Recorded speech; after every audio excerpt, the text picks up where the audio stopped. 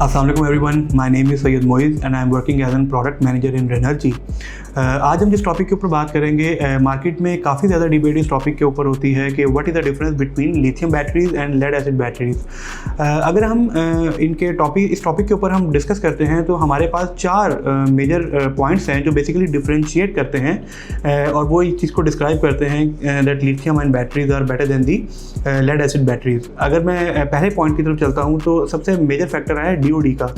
Depth of discharge आपको पता है कि जो हम लिथियम आयन बैटरीज हैं हम उनको अप टू 90% और अप टू 95% तक ड्रेन कर सकते हैं, जबकि अगर हम इसकी ऑपोजिट साइड को डिस्कस करते हैं लेड एसिड बैटरीज को, लेड एसिड बैटरीज में जो उसका DOD हम सेट करते हैं दैट इज़ 60% और 70%। इन सम ऑफ द केसेस हम इसको मोर देन 70% भी ड्रेन कर सकते हैं, बट अगर हम इसको मोर देन 70% ड्रेन करते हैं तो बैटरी की हेल्थ काफ़ी ज़्यादा इफेक्ट होती है। अगर हम सेकंड फैक्टर की बात करते हैं तो वो सेकंड फैक्टर लाइफ साइकिल्स का फैक्टर है। जैसे आपको पता है कि जो हमारी लिथियम बैटरीज हैं, लिथियम बैटरीज में की जो लाइफ साइकिल्स हैं वो 4000, और अगर मैं बात करता हूँ फॉक्स CSS की बैटरीज की, जो फॉक्स CSS की लिथियम आयन बैटरीज हैं वो basically life cycle 6000 life cycles हैं 90% DOD के ऊपर। ठीक है, अगर इसके ऑपोजिट साइड पे हम लेड एसिड बैटरीज की बात करते हैं तो लेड एसिड बैटरीज हमें इतनी ज़्यादा लाइफ साइकिल नहीं देती।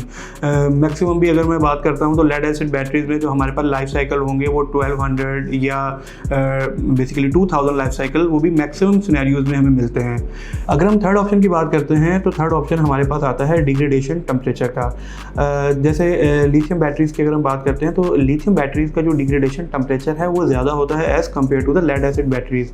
If you talk about the lead acid batteries, तो लेड एसिड बैटरीज में अगर हमें डिग्रेडेशन टेम्परेचर मिल रहा है 25 डिग्री का या 30 डिग्री का, तो वहीं लिथियम बैटरीज में हमें डिग्रेडेशन टेम्परेचर मिलता है अप टू 45 डिग्री।